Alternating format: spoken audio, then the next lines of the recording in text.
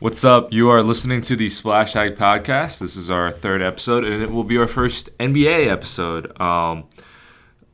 We appreciate all the people that have been listening. If you're just tuning in for the first time or you haven't subscribed, please do so. Just search SplashTag Podcast on the podcast app on the iPhone. Or subscribe to our YouTube channel. We appreciate it. It means a lot. Today we're going to hit on some NBA topics. I'm here with my partner in crime, my podcast partner, Joe. What's cracking? I mean, nothing much. This is pretty exciting because Matt knows the NBA is my jam. Yeah. Watch a lot of NBA, read a lot about the NBA. So, but we will start with college basketball though. Yeah. Basketball. For everyone that listened to the last podcast, you probably think we hate Duke. There's merits to that. You're not 100% wrong, but we're not ill-willed people. I would say if anything, you and I as a tandem, we kind of look at Duke the way Titus and Tate do, except that neither of us went to UNC. Yeah. I think we both appreciate the fact that they're the headline, kind of the attention they bring to the sport. We also appreciate the fact that they have a target on their back a lot of the time. Yeah. And so it gives us something to watch for. And obviously in recent years with Coach K going on one and done, it's at least given us we know, okay, we need to watch Kentucky, we need to watch Duke. We know that they're on that short list of schools where we know there's a surefire lottery pick. But anyhow, we wish Zion well. He's out for the game today against Syracuse. This is being recorded on Saturday, February 23rd. So he's out for the game against Syracuse. The news was that there's only a grade 1 knee sprain. So hopefully he's not out too long. But what do you think about Duke's future, their upcoming road without Zion? Because they do play a pretty tough schedule. Yeah. So this basically opens up the alley for UVA to at least get a share of the title. Because as of right now, as of before Zion got hurt, UVA would have needed to win out, and Duke would have needed to lose 3 games. Yep. Because 2 more games. My bad. Yeah. Because they already have the loss against Syracuse, which would have been tough. But I think Duke, because they go to UNC now. Yep. They play at Virginia Tech, which is always tough, as UVA fans very well know.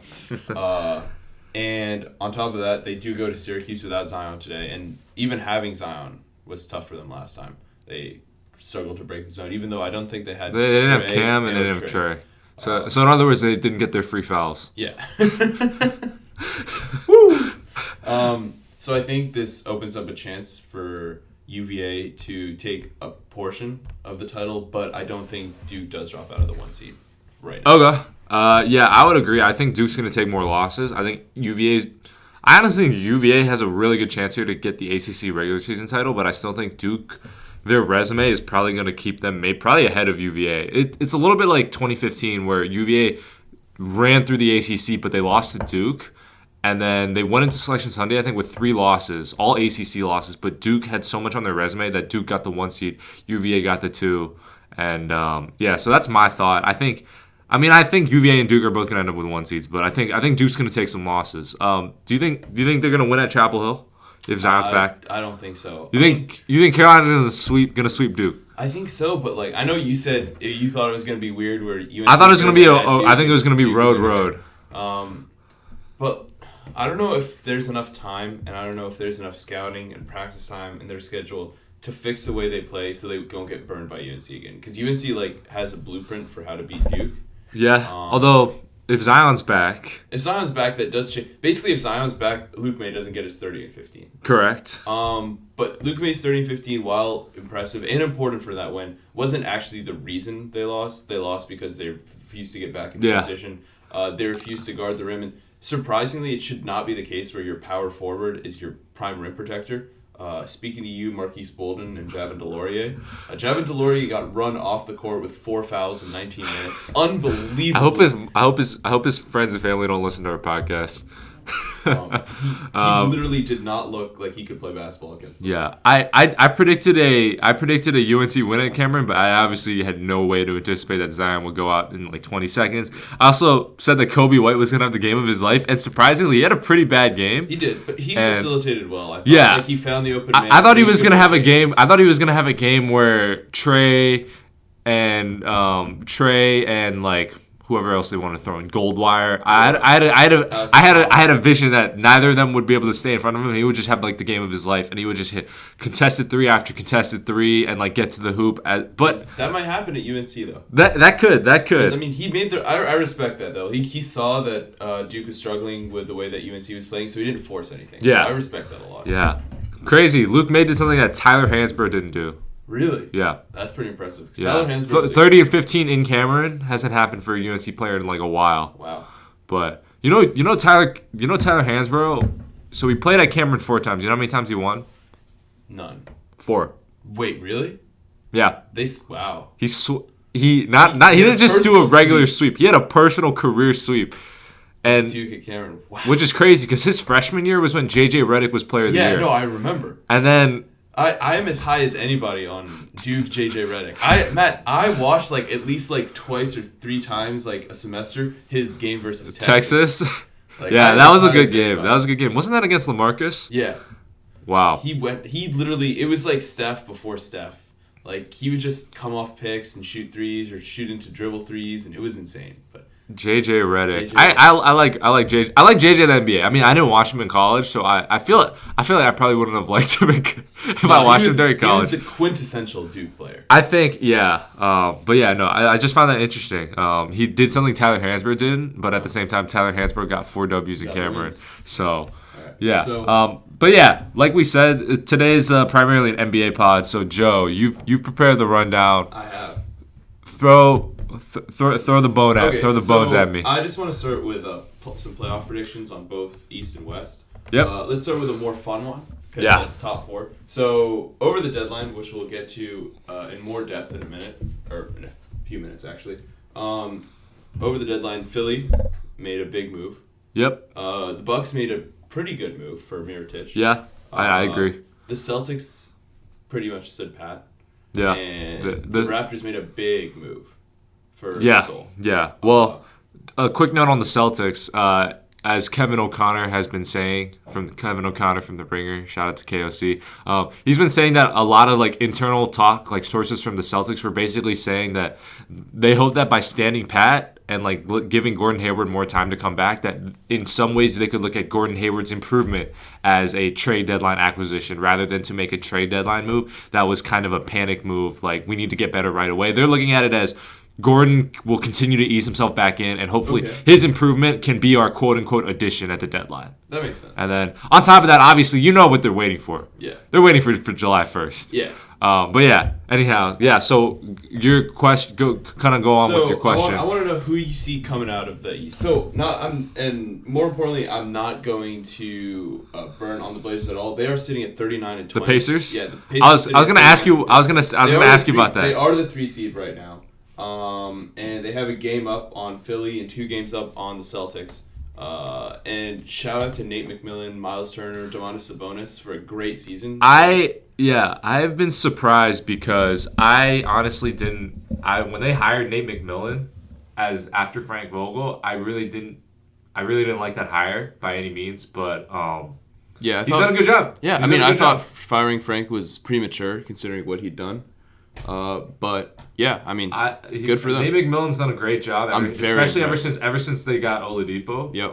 But yeah. So that's probably the reason why I'm gonna discount them for the playoffs. Because not having the blue chip player is big. I would agree. When I saw the rundown and it said top 4, I was gonna be like, oh, okay, so you're discounting the Pacers. But I understand from a playoff standpoint. It's really tough to pick the Pacers to win the East when they don't have Oladipo. And I'm going to also give a quick shout out here. They are the 3 seed, and if they maintain the 3 seed, that means they play the Nets. And the Nets are nothing to trifle with, especially if Karis LeVert gets back to the way he plays. And also, I feel like a Jarrett Allen Miles Turner matchup Texas would be guys. Texas guys. Texas it's like bigs. A throwback back to the 90s. I'd love to see that. It's just fun, like two grinders. And they're both bigs that run well. Yeah, when you watch them run, they're like they at least can move quickly. So that I do like that as a stylistic matchup. So my question is, who do you think comes out of the East? Okay, so the way I see it playing out is I think Milwaukee holds on to the 1. Okay. I think Toronto holds on to the 2. So that's your 1-2. Okay, that makes sense. The question is, where is Indiana going to go? Because I think Indiana is going to be a slightly easier out in the playoffs than, say, a Boston or a Philadelphia in the second round. Mm-hmm. So it's just a matter of where does Indiana finish? Because if Indiana is third, and that would mean that the 2 seed is going to play either Indiana or the 6, which is probably Brooklyn. Yeah. Which is probably an easier out. Absolutely. No disrespect to Indiana and the Nets. But you don't want to play Ben Simmons and Embiid. You would rather play them than Simmons, Embiid, or Horford, and Kyrie, and Tatum, and hopefully a healthy Hayward. So I guess I'm not going to lie, though. Right after the deadline, I said I was hanging out with my buddy, our friend, but my really good friend Sid, and I asked him. I just said, "Yo, trade deadline just happened. Who do you think's winning the East?" And he said, "I think it's Philly." Okay. Because he's buying the idea that when Tobias is your third, or when Tobias and Jimmy Butler are your third and fourth guys, that means your team's really, really good in terms of the top level talent. And then he says JJ Redick as a dude who can literally just run around screens and shoot threes without having to play make and dribble. He's buying Philly, but I think I'm going Toronto. Okay. I'm going Toronto. So here's what I have to say. I'm just going to give a quick rundown of what I think is good and bad for each of the 4 playoff teams. Okay. So the Bucks, obviously, we'll get to this in a quick minute. They have the number 1 or number 2 MVP contender based on what you think. Yeah. That's obviously huge to have someone of that talent. Best player on the floor. They have, I think, the best coach in the East. I like Bud a lot. I like him better than Nick Nurse. Okay. And I'll get to the Philly coaching in a minute, which I think is a downside for them. Okay. But they found the way to maximize Giannis's talents, playing with a defense-first shooting point guard and Eric Bledsoe, and just a ton of shooting. Who would have thought Eric Bledsoe would be, respectable from 3? Clippers fans. I guess. Because in Phoenix, it wasn't what he was known for. Yeah, it was not what he was known for. Yeah, they all had their own role in Phoenix. That was a fun team. That first, was it the first? Yeah, the first year he was in Phoenix. Yeah, and then that was a weird playoff team, right? They almost made the playoffs. They were 44. 48 or 49 wins. Yeah. 48 wins. Yeah. And they were 1 game out, yeah. And so the downside is, I think what's just going to happen is, one, Bud likes to overexpand his rotations in the playoffs, which is, I get to why he does it. He trusts his guys a lot more, and his rosters are a lot deeper. But sometimes in the playoffs, you just have to shorten that shit. And that's going to be an issue. And the second issue is that, just like last year, all anyone's going to do is just going to throw Kawhi at him, throw Simmons at him, and just make him shoot. Just make him shoot. I saw him yesterday. That's even when I was watching the Celtics game. I think they played the Celtics 2 days ago. Thursday, Sorry. Yep. They were just going to be like, all right, Giannis, just shoot, man. And obviously he's going to get his at the rim, but if you can give him the looks that he thinks are open and that he can't hit, that's how you're going to win. The Raptors, I think the Raptors are also going to come out of the East. Okay. I also think the Raptors match up best with the Warriors and not any of the other teams. Because a lot of people talk about how the Sixers match up well, or they thought the Celtics I would agree. would take them to 6. I think Toronto has the right rotation size, and I also think they have the right level of star talent, but also just two-way guys who know their role. Yeah. And the biggest part I see is actually adding Marc Gasol. Because you remember, the Grizzlies always gave the Warriors a little bit of trouble. Yep. They were up 2-1. Yeah. Dude, they struggled with a center who can do everything. Gasol can... A little bit of playmaking, yeah, bit exactly. of defense. He's not just a DeAndre Jordan type player. He can find the open man. He can also stretch the floor now with hit some threes. He can take over games too. That gives them another option when Kawhi is a little off. Yeah. Because Kawhi was off against the Spurs yesterday, but they still got to win. Yeah. But I think that's why they're going to... And I just love how deep they are, how good Siakam is, how they can just throw different people at different players. Speaking of Siakam, I saw an interesting infographic the other day. If you look at the 27th pick in the draft from some of the last recent years, it's 2013 is Gobert. 2014, let me check real quick. But... Okay, and then 2012 2015, I think it's Larry Nance, who's like not bad. Hold on, let me just pull this up. Okay, so you got it's Bogdan Bogdanovic in 2014. Oh yeah, yep. So that's pretty good. So it's Gobert, Bogdanovic. 2015, it's Larry Nance, who was like a solid rotation player. 2016, it is Pascal Siakam. Oh yeah. And then in 2017, it's Kyle Kuzma. Huh. So that 27th pick has interesting. Been solid. Pretty weird. Pretty good for a late first round pick. It's pretty weird anomaly. I think Ibaka might have been the 27th pick too. Don't quote me on that. Yeah. I know he was late 20s, yeah. But yeah, I love how like they can. I like how the Raptors can adjust. Like they like to throw Ibaka at smaller teams and Gasol at bigger teams. Like I think that's one of the. And obviously, so we get to the Sixers. Like they just have easily the best starting five. They have the best starting closing five. My two questions are: I still like. Jimmy Butler still doesn't really fit, from what I see. Okay. Like, it kind of seems like they know Jimmy has to get his, so they just do like my turn, your turn. Yeah. Just so he can get his buckets. Yeah. Just because like his skill set is not running around screens or cutting and stuff like that. Like he needs to man up on his man. But that makes Embiid and Simmons basically irrelevant. I think the I like Butler and Simmons on the floor together more than I like Butler and Embiid on the floor together. Yeah. That makes sense. And my other question is, dude, it's been like 3 years, and I tell other people, like, first year of Brett Brown, I was like, okay, they have a garbage team. Like, I'm not going to fault them for... Are you sure it was just the first year? And then second year of... They missed the playoffs 4 years, and I don't blame him for any of those. Yeah, no, that's not what I'm talking. Okay. So I'm talking about not as wins and losses, but I'm talking about when they have leads or they're in close games. Fair.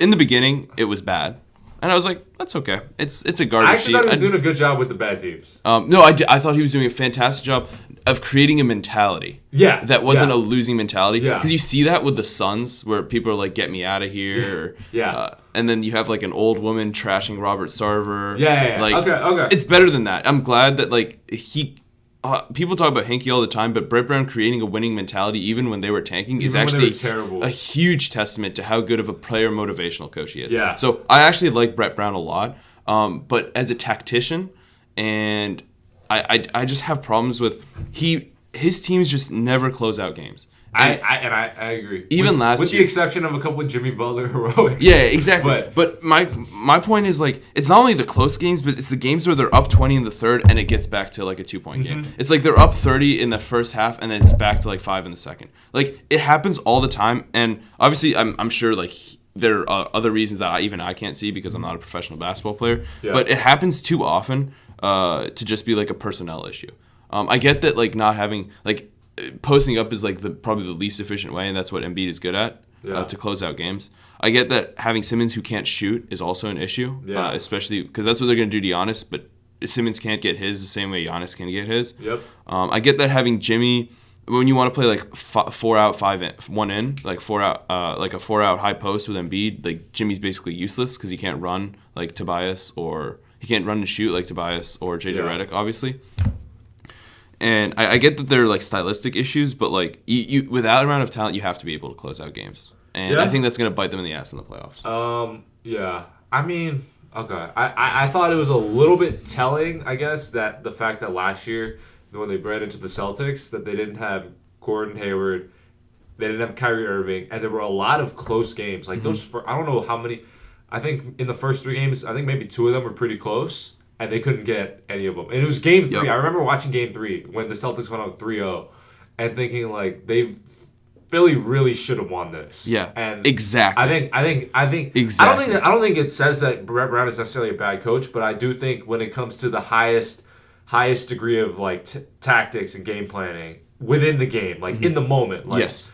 You know, and especially when you're going against Brad Stevens, Nick Nurse, who I am very impressed with this year. Yeah, I think he's done a great job. I think he's done a great job. Although a little bit is hard to tell, like how much of it was what they already had in place from last regular season, because he was an assistant there, so it wasn't like he's like, okay, exactly. I gotta learn all this. And then obviously adding Kawhi is like pretty big. But. And then Budenholzer's obviously a great coach. What he's done with the Bucks, taking them from like a kind of dangerous playoff team with Kidd to an actual force. And then, very impressive. And then, I mean, like we said, McMillan's done a good job.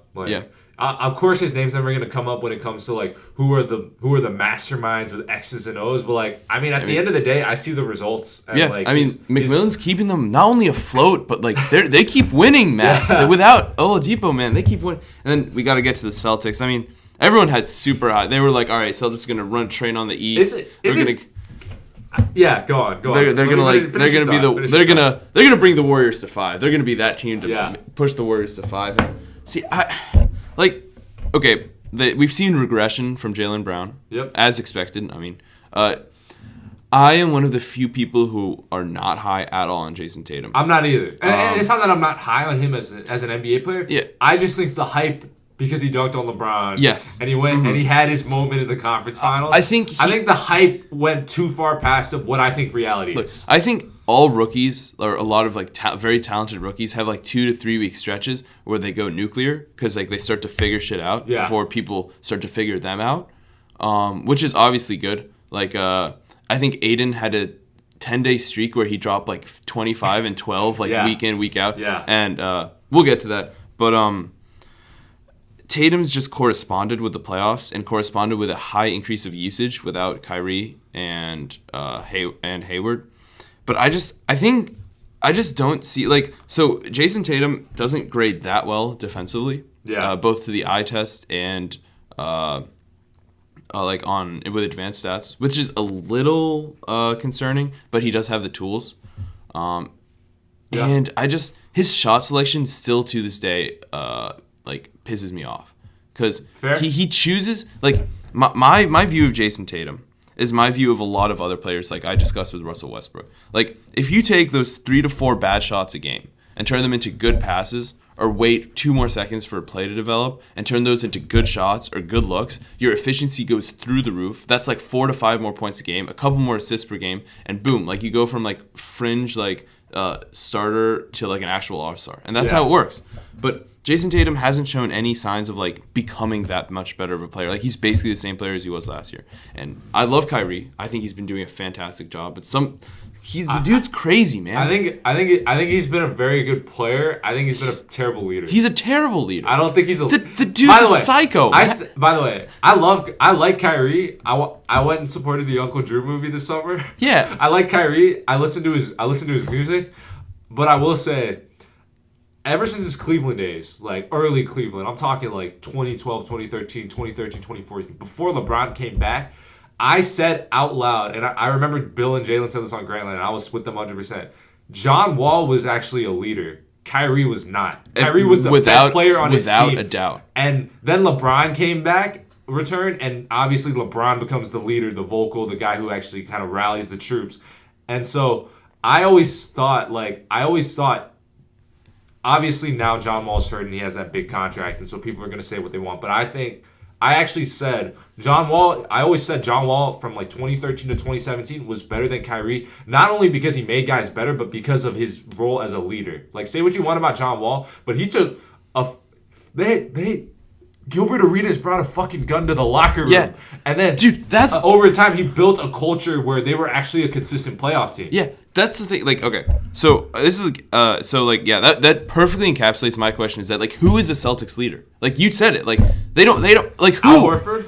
Hal Horford. He's not. He's by example. He's a good locker room guy. But he's not a playoff leader. Absolutely. I don't know what the hell Jason Tatum is. Jaylen Brown. Jason Tatum ain't a leader. Yeah. Jaylen Brown thinks he's part of the Illuminati. So I don't know what the hell is happening there. Are you gonna give it to Terry Rozier? Marcus Smart is good, but he's not a 35-minute, 40-minute player. Yeah. He can't be your leader if he's not. He's not your crunch. He's the heart and the soul. He's the grinder. You need a guy like that on your team. But the dude's shot selection is still just, oh god. But that's a whole other thing. But wow, people love to crap on Wall's contract. People love to say oh, he got fat, or he's looking thick. Yeah, he's looking real thick, or he keeps getting hurt or he's injury prone. But I don't remember when he signed his contract, he was an MVP contender. He was a top 10 player, top 5 point guard. He was without a doubt. I think people put it was Steph, Russ, John Wall. Anyone that watched basketball closely and wasn't in love with Kyrie. On top of that, what he did, because Kyrie basically had everything. Like, he had a couple bad years in Cleveland, but John Wall basically grew up in his NBA years with Javaris Crittenton, Swaggy P, and Gilbert Arenas. Can you imagine Andre Black? Can you imagine the cancer that was that locker room? Like, can you imagine pushing through that and not turning out like Anthony Bennett or Rudy Gay or something? Like, you push through and you become like you embrace the city. Yeah. Like, I've not seen like Kyrie do that or anything. Like, sure, he had a clutch shot against the Warriors. He'll always be remembered. Yeah, that's the thing. I think the fact that they came back in 2016, like, everyone's giving Kyrie like this free pass, and like, I don't know. Like, here's the thing. That series aside, Cleveland as a locker room, and this is LeBron's fault too, they were always so full of drama and misery. So, like, I mean, I think Kyrie has to get some blame for that. Yeah. Like, you see his body language on the bench when LeBron's yelling, and he's just, like, shrugs. Yeah, like, that's the thing. Like, when we get to AD, but, like, even if they get AD's also not a leader. I agree. You're speaking my language. Like, okay. I love Anthony Davis. Yeah, I love Anthony Davis. I love Anthony. I think he's a one-of-a-kind player. I brainwashed my little brother when he was 7 years old into thinking Anthony Davis. You brainwashed William into making the Pelicans his favorite team, Matt. And now they're not going to have AD anymore. I don't know why William roots for the Pelicans. He says that he thinks that he plays. I'm not even going to talk about William on the podcast. Oh, my God. Oh, my God. Yeah, no. Anyways, yeah. Like, with that amount of talent. Like, okay. My question is, when can we start blaming Brad Stevens? See, I think it's because Brad Stevens is almost like the opposite of like Brett Brown. Like, Brad Stevens, dude, you can tell like his out of timeouts are like on another planet. Like, the dude's like. But should he get more blame for the fact that the Celtics? It seems there to be.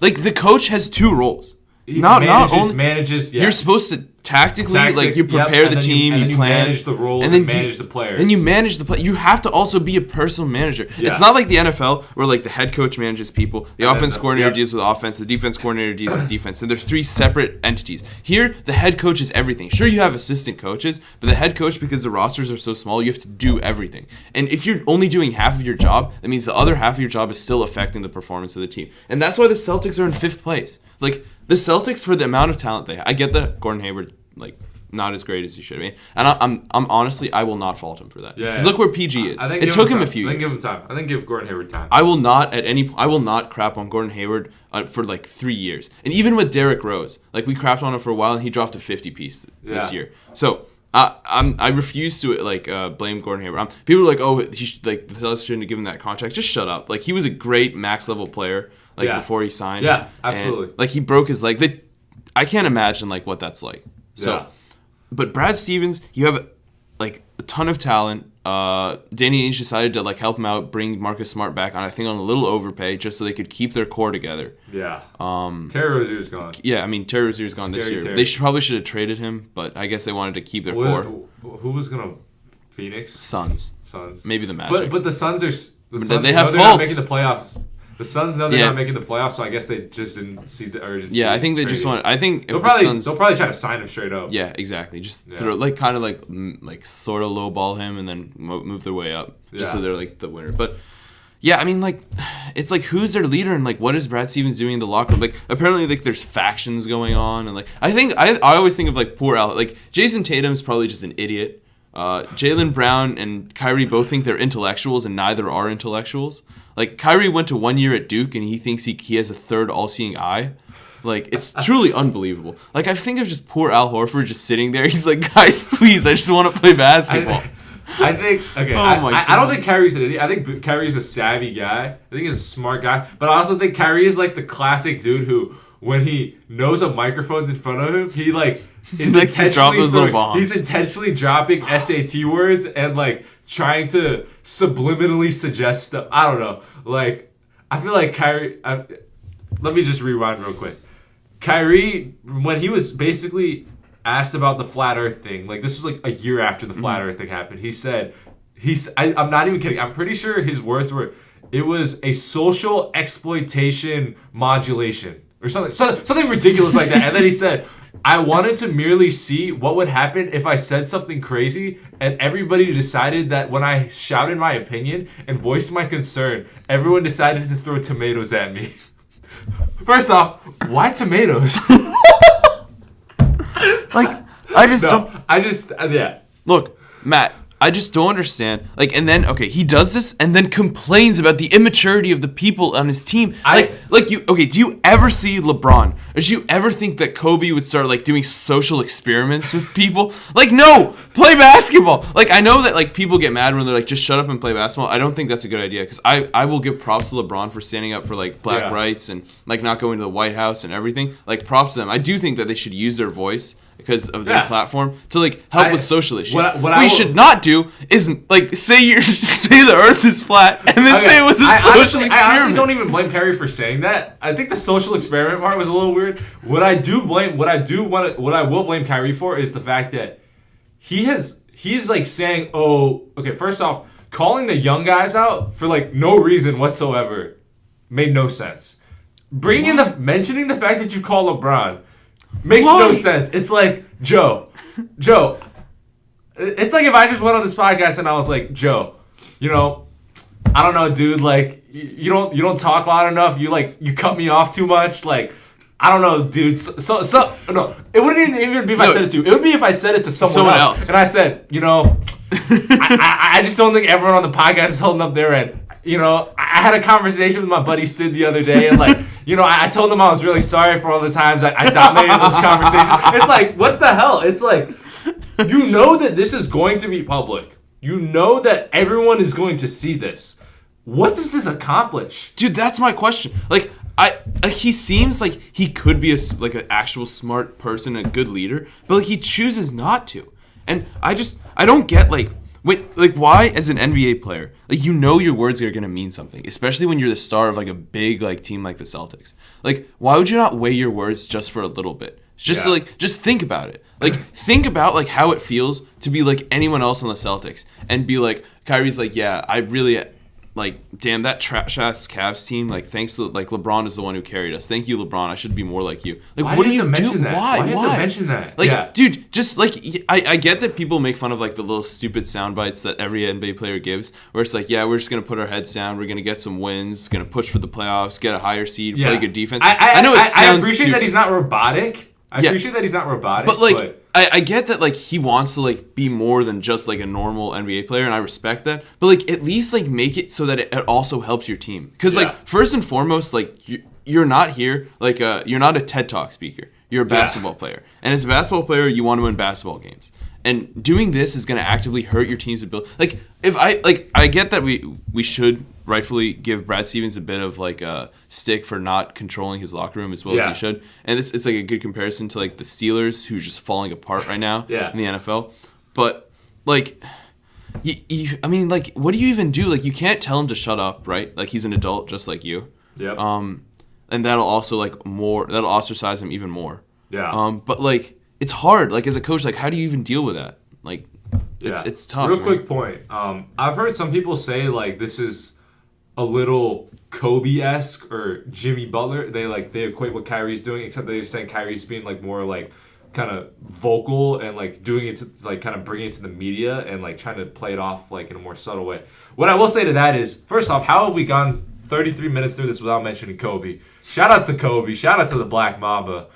Anyways, the thing about Kobe is as someone who very closely watched a lot of bad Laker teams, and some great Laker teams, and some very dysfunctional Dwight Howard Laker teams.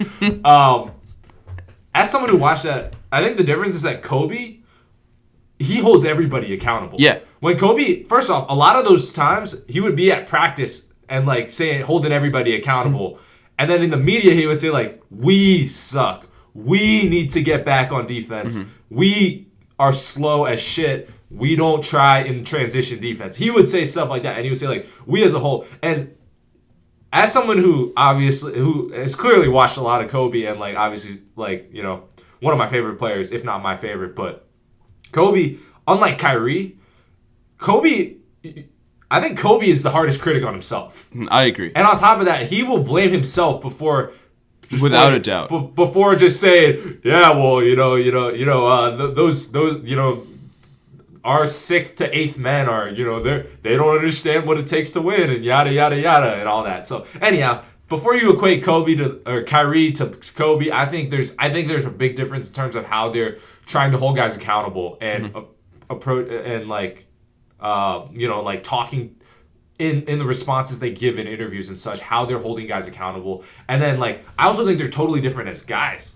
Kobe is probably way more demanding in practice than Kyrie. I just don't with Kyrie. I think this is the last point because I think we should move on a little bit. Yeah, but. I just don't maybe he does and maybe I'm wrong, maybe he's just a little more quiet about it, but I just don't see the burning desire to win that I see I agree in other players. I think Kyrie's a little confusing of it. He's a little vexing of a guy. I get that he has the switch and he can turn on the switch because we saw that. Yeah. He turned on the switch versus the Spurs where he dropped the most points ever on the Spurs. Yep. He turned it on obviously in the finals. He has it. But he just chooses not to. There is this kind of coolness about him. Chooses. There is this kind of coolness about him. And Kobe would have 20 point, 30, 25 point games instead of 35 and 38 pieces. But you could see he was pushing for he was pushing to win every time. Also, Kobe was trying a lot more defense. Oh hell yeah. Yeah. But yeah.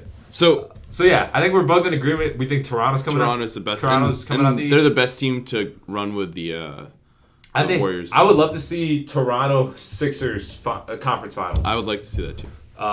Okay, so we're in agreement there. So going on to the worst end of the playoffs. So I think basically there's 5 spots really locked in for the playoffs. Okay. For the West playoffs. Yeah. We got the Warriors obviously. Yeah. The Nuggets obviously. The Thunder with a huge win yesterday. Yeah, I watched that. I watched the overtimes. Yeah. The Blazers look pretty good. They look pretty solid right Houston? now. In Or Houston, I think Houston because they've been keeping afloat and now they get CP3 and Capella back and Fruity's been balling. Yeah. So and then the Jazz and the Spurs are probably in. Yes. So the Jazz and the Spurs. So the Jazz have a 2-game lead over the 9 seed. Okay. The Spurs also have a 2-game lead over the 9 seed, as do the Clippers. So okay. All 3 of those teams are basically tied. Yeah. And then the Lakers are 3 games out, and the Kings are 2 games out.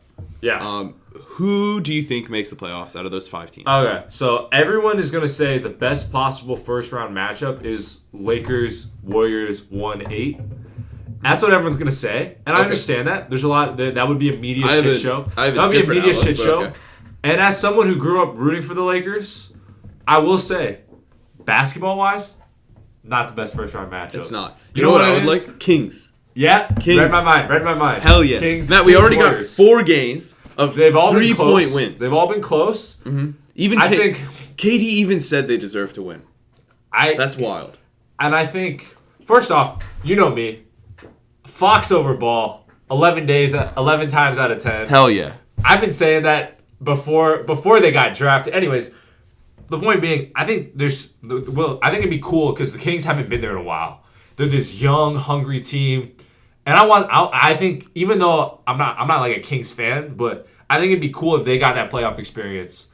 And I don't think they will beat the Warriors, but I think they could get a game. I think the Warriors in 5 without a doubt. So I think the Warriors have a different switch in the playoffs, but I think the Kings can run with them. I think the Kings can get 1 game. I think Steph goes cold. Steph goes cold, and the young guys bring it. Buddy Hield can shoot it. Anyways, yeah. The best I think the most entertaining from a pure basketball matchup is Kings Warriors. Also, Northern California rivalry.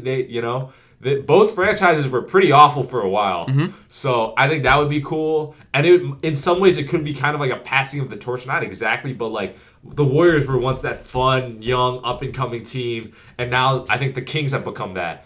And at the same time, so I would love to see Kings-Warriors, which probably means the Lakers would miss the playoffs, which I can't believe I'm saying because I generally pull for the Lakers. But at the same time, I also do wonder, is it a bad idea to bet against LeBron? So my take is, in some ways, historically speaking, yes. It's a bad idea to bet against LeBron. My take is, but something else in history is going to break. And that's going to be the Spurs aren't going to make the playoffs.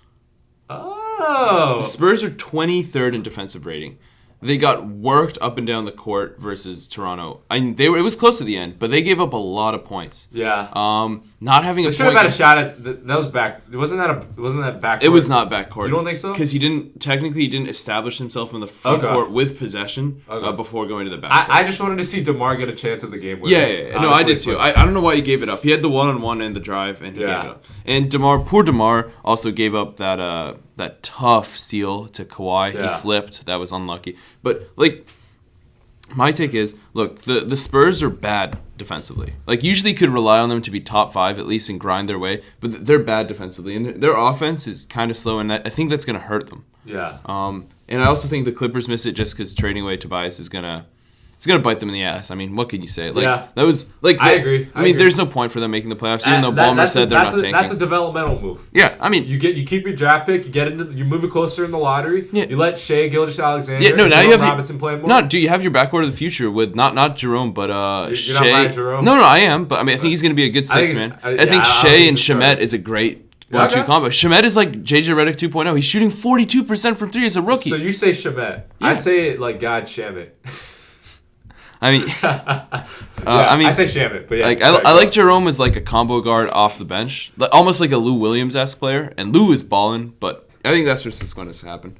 So I think the Lakers actually get the 7. You think the Lakers are going to get the 7? Mm-hmm. Or is that you want the Lakers to get the 7? No, I do think the Lakers. I mean, the win over Houston showed a lot to me. Okay. I also think it's very. God, I don't want to be a hater, but I think it's very telling that who was playing in that game. Was a dude whose father's name is LeVar playing in that game? Oh, I don't think, dude. I like Luke's rotation. So what Luke did. What I'm saying is, I think they're better when Rondo's on the floor. Yeah, but see, my take is that they didn't even start with Rondo. They didn't start with a point guard. Yeah, that too. That was big, and I think that's gonna. I think Walton experimented with a little bit of stuff. And I think that's what's gonna be good for them. And I think Rondo is very integral to the success of that team. Rondo beat the Celtics. Rondo's a beast, man. Rondo's a beast. Rondo's coming back, and I love it. Matt knows I've been a Rondo lover for a long time. But I think that changeup, and Reggie Bullock is he's wet, dude. I'm surprised the Pistons just let him go. Let him go for this. To be fair, they got a pick, second round pick, and they basically got 2 seconds because Svi is a second. Yeah, and then they got another. I think they were high on Svi, and I also was high on Svi after the summer league. The Ukraine maker. Yeah, but yeah. And I think, I don't know.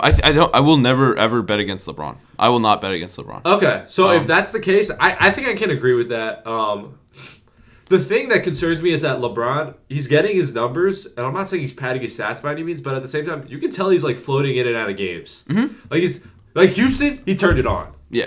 And it's that's the LeBron you needed the playoffs. Yeah, I don't mind that. The ones I mind are the losses to the Knicks and the Hawks. What are you doing? These teams are actively trying to lose. I also think he's never missed this much time. Yeah. I think that's.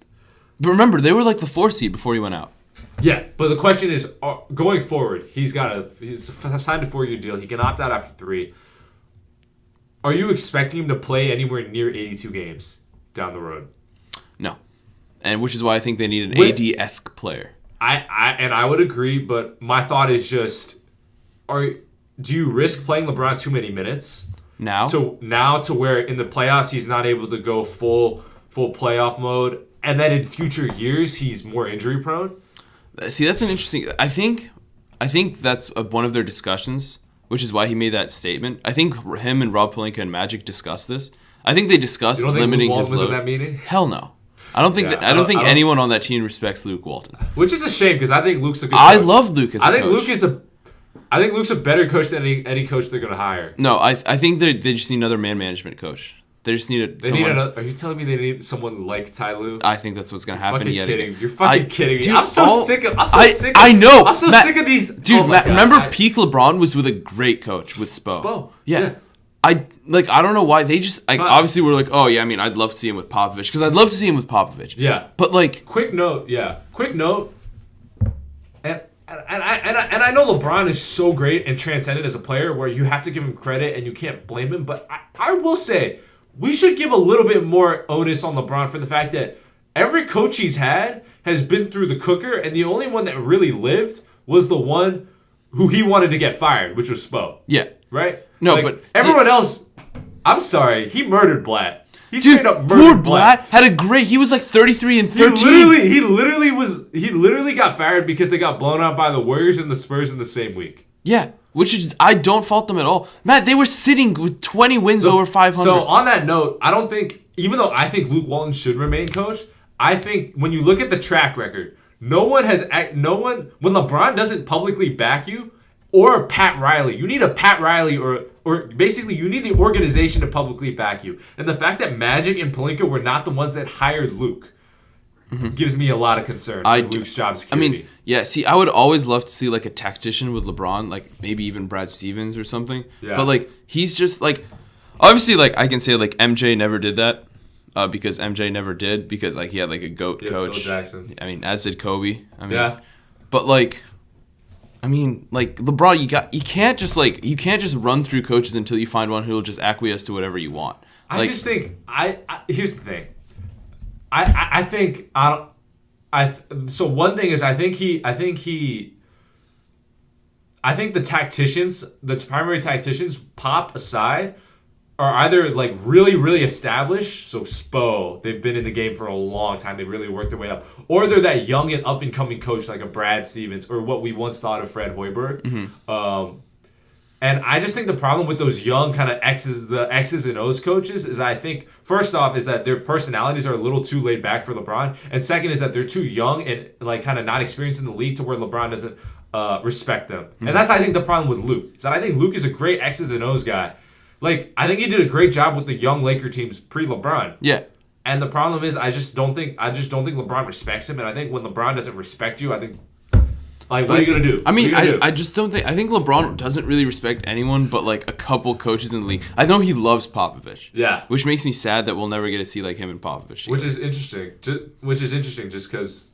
Like Popovich is like a hard ass. They've gone. I mean, they've faced off in the finals 3 times. Yeah. Yeah. Which is pretty. I mean, he respects them all. So I mean. But I mean, I will never bet against LeBron in the playoffs. So that's why I have Lakers and the Kings. Lakers 7, Kings 8. I think I'm down for that. I'm down for that. I don't give it. Sorry, Spurs fans, but I don't care if y'all miss the playoffs. Yeah, I mean, they had enough success. 20 years. I think it's 20 21. years and 5 I think rings. it's 21. 21 straight playoff appearances. Yeah. If they miss 20 years actually. If they miss it, I'm not mad. Yeah. I mean, yeah, every team has ups and downs. They've had a long up, so I mean, it's fine. All right, so quickly, who's your MVP, man? Okay, so on Monday, Wednesdays, and Fridays, it's Harden. On Sundays, Tuesdays, and Thursdays, it's Giannis. And then on Saturdays, it's Paul George. No, I'm just kidding. So, like, it really goes back and forth. I will say, Paul George has really impressed me. Oh, especially yesterday. Wow. I really think Paul George should be closer. You think it's a 3-man race? I think it is. I think it's like those 3, and they're so ahead of everyone else. Like, 4th place, it's like, who the hell is 4th place? Steph? It's either Steph, KD, or LeBron, based on, like... Steph and KD will split votes, and LeBron will get votes because he's carrying a shitty Lakers team. But I think LeBron missed a lot. Well, to be fair, Steph missed. To be fair, there's been so much drama. It's like just with those... LeBron. It's like the top 3 and Jokic? those 3. But Jokic, I mean, I guess, but he's also missed time, and, like, he's not... His issue is, like, he's just awful on defense. So, yeah, okay. But anyways, like, some days... I will say some days... I guess. Oh, Embiid should be 4 or 5. 4 or 5. But some days I feel like I look at Harden and I'm like, dude, this dude kept the Rockets. They were like done. The Rockets were done. Yeah. I thought they were done. And he literally went he went berserk. He went nuclear. And as someone who grew up rooting for Kobe, I have to say, like, if I'm gonna make the argument that Kobe should have won the 06 MVP, I kind of had to say that Harden's the favorite for 2019, right? Because the streaks, the scoring, the volume, all very similar. But the one thing I will say is that Giannis is better both ways. Giannis just impacts the game both ways. And the fact that he's going to be the best player on the team with the best record, I think means a lot, right? Okay. But to be fair, if you want to reward that, I think you can give Coach of the Year to Bud, MVP to Harden, and I'm not gonna have a problem with that. So my quick take is that all 3 of those guys are going to be first-team All-NBA players, which is kind of wild. Absolutely. Because neither KD nor LeBron will make it as a first-team player in a long time. Oh, yeah. In a long time, which is pretty impressive. When was the last time? It was 2007. Yeah. 2007 when LeBron was second team and KD wasn't in the league. Yeah. That's a long time. That's 12 years, man. Yeah. So, Harden hasn't scored less than 30 points since December 11th. Yeah. Which is insane. To be totally fair, I didn't like when it seemed like he was kind of hunting for the 30. Okay. Actually, that's not what I had a problem with. I have a problem with his body language when the ref isn't giving him the calls. Okay. But that's neither here nor there. I respect the shit out of what he's doing. Okay. So I don't think Paul George will get it, though I love what Paul George is doing. I think Paul George is the most complete player this season. So I remember I first hated Paul George because the first time I went to a playoff game was Pacers-Wizards, and I remember it was him and David West. And David West refused to miss an elbow J. He would just set up at the elbow, take 2 seconds, cock it back, swish. Yo, I saw David West as an analyst the other day on ESPN. He was on Get Up. Yeah.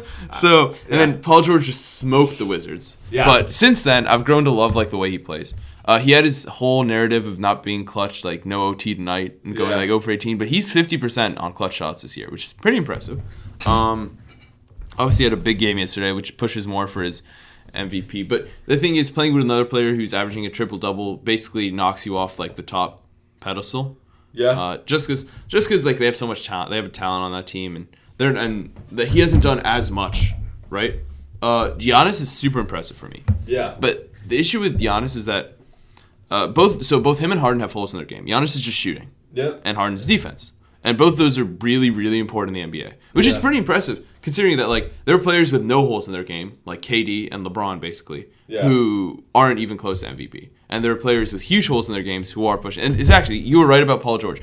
He's a defense player of the year, in my opinion, over Gobert. Okay. I think defending the perimeter, switching that much, and basically he keys in on whoever's the best player. So if they're playing K Love one night, a power forward, he's locking in on K Love. Yeah. If they're playing Donovan Mitchell the other night, he's locking in on Donovan Mitchell, which is impressive to me that you can go up and down. I'm in agreement.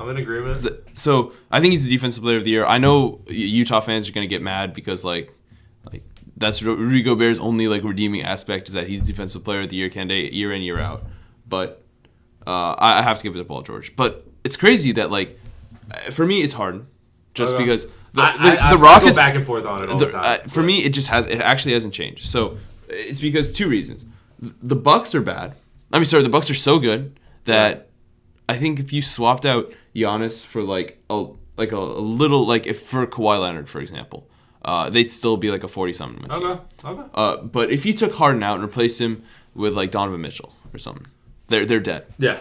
And I say that for a couple of reasons. One, Chris Paul is not Chris Paul anymore. Yep. Not only is he's more Chris Paul the mindset than Chris Paul the player, and I say that because he's just so annoying on the court, Matt.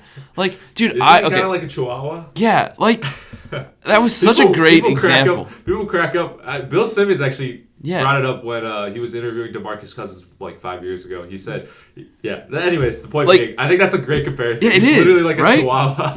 Okay. There's 3 players who really make me mad in the NBA. Russell Westbrook when he goes hunting and he takes his bad shots. James Harden because he hunts the fouls, and I hate that. But Did you not watch Game of Zones? I did watch. I watched all Game of Zones. Hunting for fouls. It's what I do. So, okay, but I can at least put reason to what Russ and Russ's mindset is me over anything. And that's a Kobe mindset. He has the Kobe mindset. So he's going to take that 3 at the end of the game to ice it, even though maybe his percentages don't think. Because Kobe didn't think about percentages. Kobe don't give a shit about the percentage. Kobe doesn't give a shit. Kobe's not like KD where he's not going to take the shot at the end of the half because it'll lower his 3-point percentage. He's not like that. Yeah. Kobe don't give a shit. Kobe wants to win. So I respect Russ about that. Yeah. Same thing with Harden. I get that it's it's an exploitation of a loophole. Yeah. But imagine if you were Harden and you weren't absurdly fast like Russ, or you could or you couldn't dribble like Steph or something like that. And your one thing to make you a superstar was playing like that. Yeah. I'd do it too, Matt. The money on the table and the getting wins, I'd do it too. Yeah. Chris Paul is just so unnecessarily annoying and harmful for the game. It pisses me off now because now we see him more than anything because his talents have dropped off. Yeah. The time where the biggest example this week is just where he armbarred LeBron. Why? Why must you do that? Just okay. If you can't, he punched someone in the nuts in college. Yeah, all I'm saying is it's not out of character. Yeah, the hilarious thing is that when Russ spit in his eye, people were like, yeah, I see why. Oh, Rondo? Yeah, I mean, sorry, Rondo spin out. There are people like, yeah, I got you. Like, I see why. Like, you shouldn't do that, but I see why you do that. Like, that's hilarious, well, actually, what I found really funny was when Glenn Davis went on a million different talk shows and said that Rondo was a great teammate and Chris Paul was a terrible teammate. Yeah, I mean, that really tells you a lot, Matt. Like, okay, I get that Chris Paul is like one of the greatest point guards ever, but like, he's so annoying. Why? I agree. I think the casual fan thinks Chris Paul is this great family guy in State Farm commercials. Oh, but I actually feel like I'm kind of more aware of that. Chris Paul is actually like what Rondo said about him. Yeah, he's like Trey Jones, but if Trey Jones was dirty too. I hate him, Matt. He's so annoying. Actually, well, to be fair, Chris Paul is like an NBA star. He is. Which Trey Jones, he will never will not be. Breaking news, I predict Trey Jones will not be an NBA star. God, why do we always get back to Trey Jones? But see, that's the thing. Like, when I look at Harden, okay, like, when I look at Giannis, I see, like, okay, you got Chris Middleton, you got Malcolm Brogdon, you got Nikola Mirotic, you got Brook Lopez. All these dudes are shooting the lights out, right? But for me, like, I look at Harden. He turned Kenneth Faried, remember, who was basically dead for 4 years. Yeah. Like he was good on the Nuggets and then died. Yeah. And then he reappeared and started balling on Matt, because he started dropping double-doubles with Harden. What is that? I'm surprised no one figured out how to use him. Yeah. But like now he hit a 3 against the Lakers. I saw him. Like it wasn't like a end of shot clock 3. Like it was like 15 seconds of the shot clock. They passed to him. He's like, and then just splashes it. I was like, yo, where did this come from? Yeah. But like, remember, he didn't have Eric Gordon either. And right now they're the 5 seed. Yeah. And they're only 2 games behind the Portland. I think they might beat Portland because I think they're playing better than Portland. Okay. Now. But that's my MVP. Okay. Next question is... Speaking of Trey Jones, let's talk about a Trey that I personally like a lot more. I was about to say. Trey Young. So, this year we thought it was going to be between Aiden and Luka. The Rookie of the Year, just because Aiden would have the volume stats. Aiden, Luka, a little bit of Jaren Jackson. Jaren Jackson's been a little banged up and hasn't had as many reps. I thought that I thought Trey Young. I didn't think Trey Young was going to win Rookie of the Year, but I thought Trey Young was going to have the green light to get onto the first team. You were right. Remember they shipped off Schroeder and they cut Lynn, so it's Trey's team now. Yeah. Which shows a lot of trust in their rookie. Yeah. Because Sexton is not like that. Like Sexton's struggling. Were you buying on Sexton? I was a little high on Sexton after the Minnesota game. After the Minnesota game made me so happy. Okay, I think he's gonna be fine as pro. Heading into the year, I didn't think he was gonna have the all around impact to win Rookie of the Year. That's all. Yeah. I think surprisingly it is a 2-man race this year. I don't think Luka is running away with it, and I think Trey's up there. You think it's Trey, Luka, or it's Luka then Trey? Luka then Trey, but it's closer than you think, and then a little under that Aiden. And what I will say about Aiden is that I love Aiden. I like Aiden too. I like Bagley more than I thought. Yeah, no, Bagley. So, a quick note on Bagley. Bagley's been better than I thought. I like the way he starts to play, but I think he doesn't project well because he's a high energy player, but he doesn't have like established post game. I agree. I personally like. It's just a lower ceiling than everyone else. In an ideal world, I think he's your energy off the bench. Yeah, in an ideal world, he turns into some version of like DeAndre Jordan. I think like just a high energy guy. Better version. Yeah. To be fair, I think DeAndre is more of a rim protector. He is. But like it's just like a high energy, high motor, that high motor type of guy. Like the thing I love about it, like the dude makes good passes. He's a good passing big, which is huge to start as a rookie. He doesn't look lost on offense. What he does look is like he looks like he's sad because he's not getting enough touches because their coach is an idiot. Because like when you're a bad team and you need to get a bucket, you throw it to the post. Like his rotations are awful. They have one player other than Booker, and that's Aiden. They refuse to feed him. There's so many games where he's like 8-4 in the first quarter, and they just don't pass him the ball anymore, and it's so upsetting. So I think in a good system, Aiden could be in the leading for the Rookie of the Year. But right now it's Luka. But Luka's dropped off a little bit, and Trey is hot right now. Yeah. Trey was feasting against the Pistons last night. Yeah. Like he dropped. I think he dropped another double-double. I think he's getting close to a double-double machine. I think he's third most assists per game in the league, which is pretty insane. I think assists. Real quick note: while I always think it's ridiculous to compare someone to Steph, I think I was higher on Trey than you were. Oh, okay. I will say, hold on, assists per game. Yeah. Oh, sorry. He's tied for 5th. Okay. With 7.7. Not bad for a rookie. He's tied with Nikola Jokic and James Harden, just for record. And here's the thing. I think we both agree on what his weaknesses are. Mm-hmm. I was just a lot more. I think you see the weaknesses as holding him back a lot more, whereas I saw it as sure there's obviously a problem with regards to if he's in the playoffs. They're just going to switch. They're going to get him in every screen. But I personally, as someone who really enjoyed watching him at Oklahoma, I was always impressed. You can look at the scoring numbers and the passing. I was always impressed just with the fact that he was so fluid with the ball and with the passes. Like, he was making tough, difficult passes, both hands and such. And I thought that playmaking and passing is actually his most translatable NBA skill. And as long as his shooting continues to improve, which I think it will, I think those two things alone could keep him around in the league as like a starting point guard. Okay. So what... I will already bite the bullet on Trey. Okay, so what I thought is that his defense would make him unplayable. Yeah. And right now, the advanced stats and the eye test show that he's pretty bad on defense. Yeah, I'm not saying... But yeah. He's able to carry the team. So I thought the difference is between us is that I thought his turnovers were going to be a huge issue. Yeah. And you thought he would be able to control it. And you were right.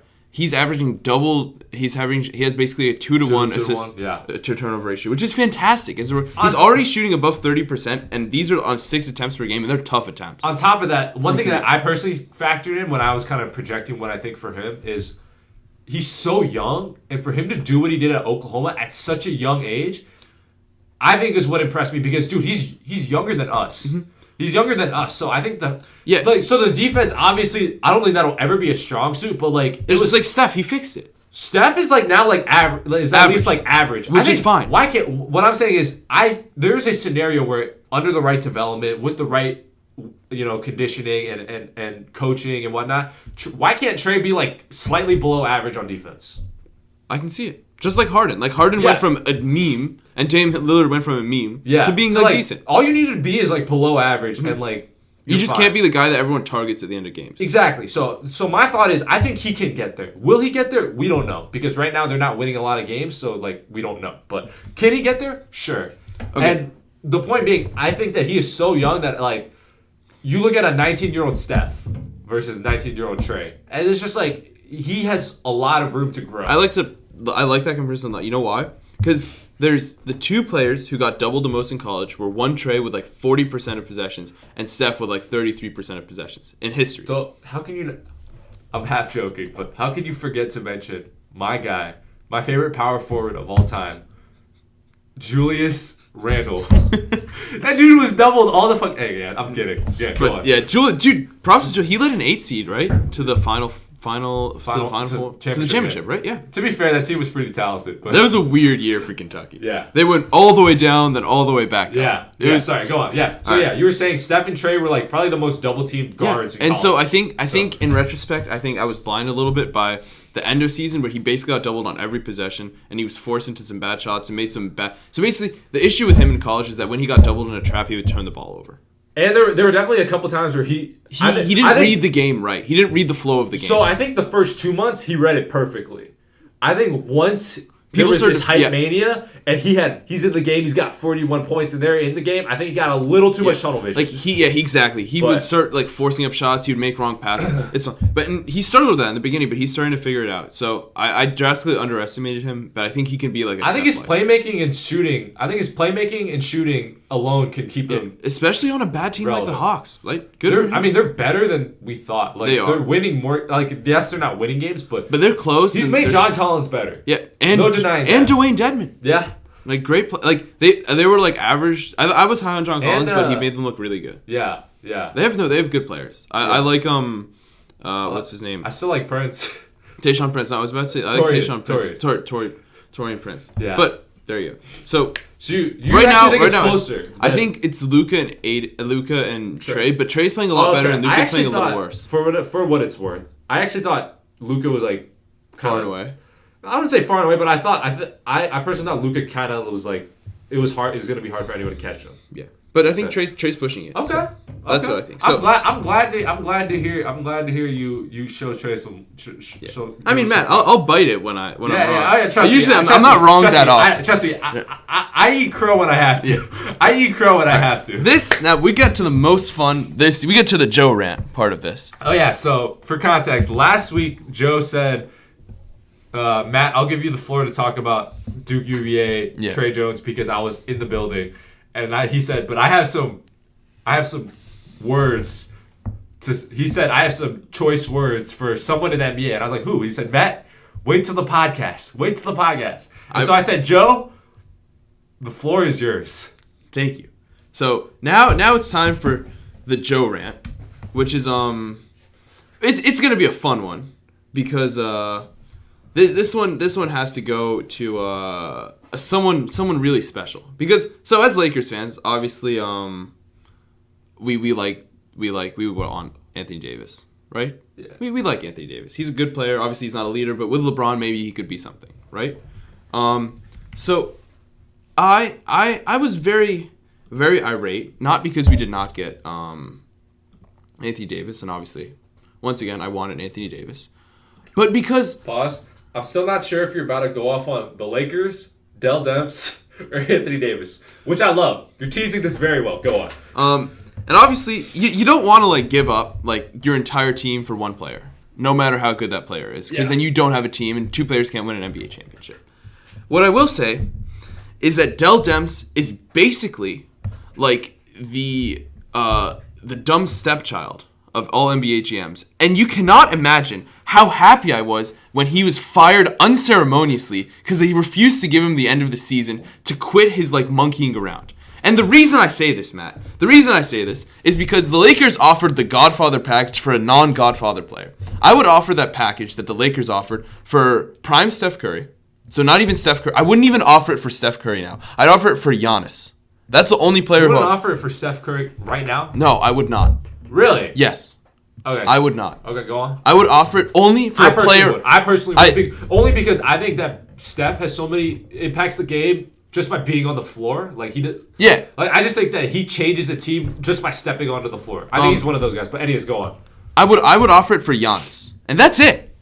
They offered it for a man who cannot lead a team with another All NBA player to the playoffs, and so the Lakers obviously Rob Pelinka and Magic wanted to make something happen. Yeah. This is what I have to say about Demps. I said, and I wrote this all up because this it's long, Matt. I said they were willing to offer Lonzo Ball, Kyle Kuzma, Brandon Ingram, Josh Hart, Ivica Zubac, Kentavious Caldwell-Pope, and 2 first-round picks. And Dell Demps turned it down. You know why, Matt? You know why? Because he said he wanted Tatum. And the number one thing you do in negotiations is you don't give away what you want. Why? Why would you? Why? Look, Danny Ainge is literally the best negotiator in the NBA, without a doubt, hands down. Yeah. Him or Daryl Morey, I think. Yeah. They're the best. They're the best at what they do. I like the Nuggets at GM as a drafter. I like what he does with a team. But as a negotiator, I think it's Danny Ainge. Why would you tell Danny Ainge? And Danny Ainge promised he would give us Tatum. Are you seriously going to build your entire team on the promise that Danny Ainge said that he would give you Tatum? First of all, I don't even think Tatum's that good of a player. I get that he's a better asset than any single player on the Lakers. I think he's better than Ingram. Yeah. In the Godfather deal? Okay. Yeah. I think he's better than Lonzo Ball, Kyle Kuzma, Ingram, Josh Hart. Oh, he's definitely the best player of that. But look, as Sam Hinkie showed, the Sixers took 5 shots at the top 5, right? And they hit on 2 of them. They took a lot. They hit on 2 of them, right? Yeah. So, but 2 of them became franchise players. Yep. What he showed is that you can't put all your trust in one lottery pick. You take as many shots at the lottery as you can, and one of them will turn out to be good. So why on earth? Unless... Actually, I was actually going to say unless you're the Cavs, but then I realized they actually did get a transcendent player in Kyrie. Yeah. Sorry, go on. I mean, yeah, and the Wiggins deal turned out to be good for them, right? I suppose. And then Bennett was transcendently bad, so you can also say that. But look, so Hinkie showed that one high lottery pick is not nearly enough to guarantee success. You need 3 to 4 shots to lock in franchise players, and he was right. Yeah. Right? Okay, so I mean, you can show random examples where the Cavs got LeBron with their 1 lottery pick, which was lucky. First of all, that was lucky. They overset Memphis, I think, and to get LeBron. So poor Memphis. Almost had LeBron. Imagine that. I mean, that would have been wild. But wonder how different the NBA would be. It would be crazy, right? Yeah. I think he would have left right after his rookie deal. Not after his rookie deal. Not when they throw him to the kitchen sink. Oh, okay. But he would have left earlier. He probably would have done the same shit he did with Cleveland. Yeah. So pinning the hopes on a franchise on a 2 to 3 to 4 option elite offensive system is akin to betting the house on Tyreek Evans when he won Rookie of the Year, is what I said. Okay. I said, look, Jason Tatum is good. He didn't even win Rookie of the Year. He didn't even come second. He didn't even come second. They're basing it off a 16-game sample size.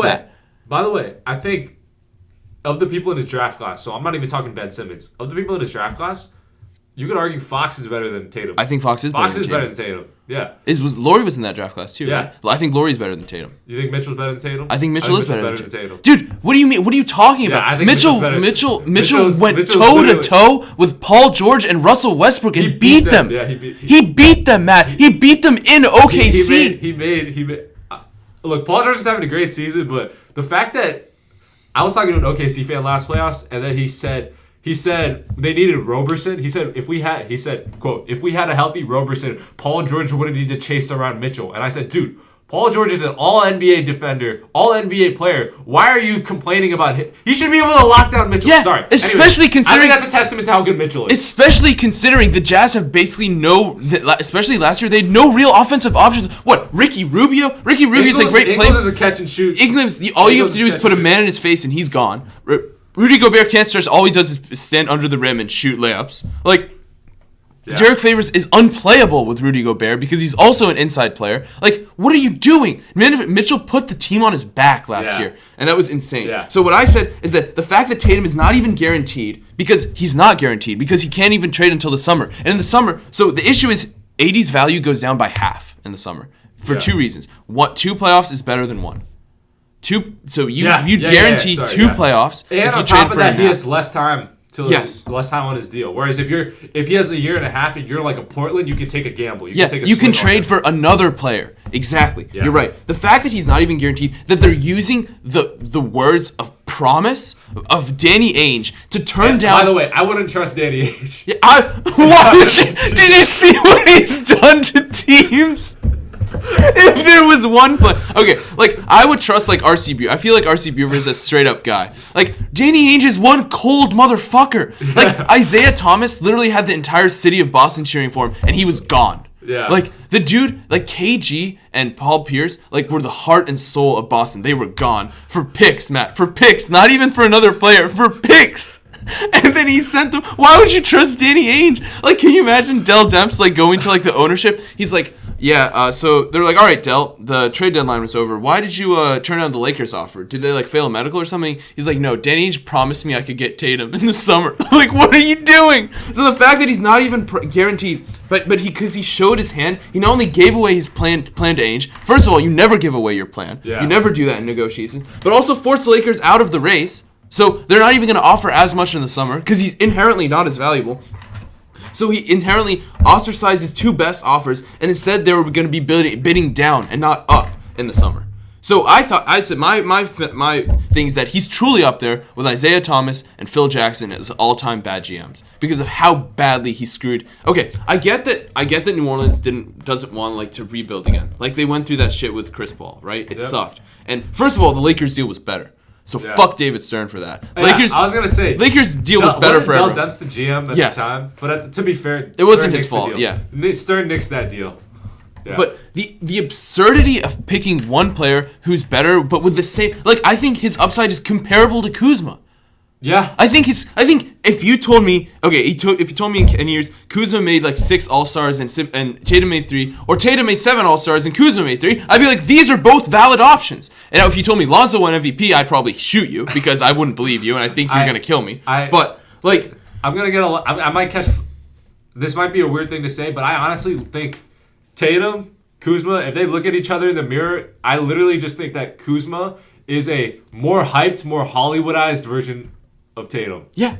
I think they're very similar. I think they're awfully similar. Yeah, I think they're insanely. They both have the physical attributes to be good on defense, but aren't. Yeah. They're both good shooters, these but 6'8", 6'9" wings that are decent shooters. They choose bad shots. They can do everything, right? But Tatum's just Tatum's hyped because he did it in the playoffs and dunked on LeBron. And dunked on LeBron. But the fact that you can't you're using a 16-game sample size in the playoffs and the end of the regular season to determine who you want to lead your team when you could have your pick. Okay, say Lonzo doesn't work out. And say so I think Josh Hart is basically guaranteed to be a good player for 10 years. Just because he's a shooter and he plays great defense. Yeah. He's basically Malcolm Brogdon. Sure, you might have to pay him $10 million a year in 3 years, but that's not a bad deal. He's a good asset. I like his motor. Yeah. I like his motor a lot. And not only that, but you get 2 like mid-level picks at least, because the Lakers weren't going to lottery protect them, and they're not going to be in the lottery. They're going to be like that 15 to 18 range, which is not like obviously a lock to get a best player, but you get 2 more of those guys. One of them hits. Like way down the road though. I didn't. I think they were. I think it was unclear. 2020 and 2022. Okay. So 2022 might have actually been a good. Actually, pick. That's true. 2020 probably would have been a mid-range lottery pick, which is still not, because if you can hit on those mid picks, you don't have to hit on all of them, but you hit on one, you get Paul George, or you get OG Anunoby. You can get like Giannis. Yeah, you get Giannis, or you can get Kyle Kuzma. Right? You can get anything. Right? Yeah. Okay, I get that not all of them work out. And Troy Brown, god damn it. But like, what are you doing, Dell Demps? Like, he basically screwed them. Like I think in my mind they're screwed. Because no one's going to offer the same package in the summer. Yep. So the Lakers are probably going to be like Ingram and Ball and a pick. Yeah. They're not going to offer Kuzma anymore, and they're not going to offer Hart, because Hart is actually important for the playoffs, because I think he'll actually be good in the playoffs. Okay. Yeah. I'd probably throw in Kentavious Caldwell-Pope for salary. He's expiring. Oh yeah, so there's not even a point. They'll just renounce him. So and then maybe they'll offer a pick, but it won't be even like, I think, you know what's going to happen? They're gonna have the Pelicans are gonna have to eat Jaylen Brown, Al Horford, and a pick, and they're gonna have to be happy with that, because that's what they're gonna get, because they're stupid and they're dumb. And I think Dell Demps. I actually think they're. Yeah. I think the one good thing the Pelicans did this summer was firing Dell Demps immediately after the trade deadline, because he's a fucking idiot, and that's my rant. Matt, like, I hate bad basketball, and I hate the way like Russell Westbrook and James Harden play, but what I hate more than anything is incompetency in the GM office. That's you know fair. why? Because we have to deal with Ernie for 20 years. I can't believe Ernie still has a job. But there's no words to define how much I hate incompetency, and where there's only 30 jobs in the world. Like, imagine like an industry where there's only 30 jobs. Imagine the fact that you could be so good. You should be good. I can't understand how Dell Demps is. Obviously, Ernie's like the extreme of this. Like, he screwed his team for like 20 years now. Yeah. He's the second longest tenured GM after RC Buford. Wow. Did you know that? He hasn't. Oh yeah, I knew that. Yeah. I thought he was longer than RC. I think he's maybe. I don't know. If he is, that's ludicrous. I think RC was the one who came in with Pop. I don't think RC was. See, Pop was the GM when he came, and then what Pop did a power move. So when he became GM, he fired the coach and became the coach as well. Okay. So that was a power move. But anyways, the fact that Ernie still has a job is a testament to how stupid the NBA is sometimes. But I'm glad that the Pelicans were not having that, and they just fired him, because it was dumb and it was stupid, and I don't think Dell Demps should ever see an NBA job again. Wow. I mean, I'm in agreement with you for the most part. And then smaller rant, I just don't even know what the Knicks were doing. Just why? Dude, that came out of nowhere. Like, literally, just why must you do this? I don't check my phone for the most of the day because I'm in class, and then I'm like, this was the day I was like driving home to go home for the weekend, and I'm like going to the bathroom before I go drive. I check my phone, and it's like the Knicks or Kristaps Porzingis expressed frustration. Yeah, I saw that. I was like, oh, okay. I was like, maybe he'll go in the summer. Like, interesting. Yeah. Okay. I'm driving, and I get a message from either you or Sid. Kristaps to Dallas. I'm like, what? Like, it literally happened in like 20 minutes. Yeah. I swear to God. But why? Like, okay, Dennis Smith Jr. is not that good. I think the best reaction was Michael Rappaport. The video I sent to you as a diehard Knicks fan, he literally brought up the fact that they could have drafted Dennis Smith Jr., but they drafted, and I quote, Frankie Cigarettes. Oh my God! But why though, Matt? I still don't get. Like, the funniest part to me is that the Knicks fans are really hype about like so they haven't kept their first round draft pick for like a long time. Like, they haven't like re-signed him. Yeah. And they were going to, or they thought they were going to. Not gonna happen. Oh my God. But see, I don't understand it. So apparently the rumor was that he was going to only sign the qualifying offer with them, so they wouldn't be able to keep him. I think that's a bluff. I think it was a bluff as well. When you come off an ACL and there's a max on the table, I don't care what team you're playing for. You take the money, especially as like, let's not lie. Who doesn't want to be the face of New York? Yeah, like. Do you really? And he would. That was clearly a bluff to. Yeah, especially considering he's not going to be the face of Dallas, because that's Luka. Yeah. So I don't know what Dallas gave up basically nothing, because Wesley Matthews got cut immediately. DeAndre Jordan was not going to get re-signed anyway, because now they have Kristaps. So congratulations, you fucked up. And I will say there is a scenario where both sides come away better from the trade, and I think that scenario is if obviously KD and Kyrie go to New York.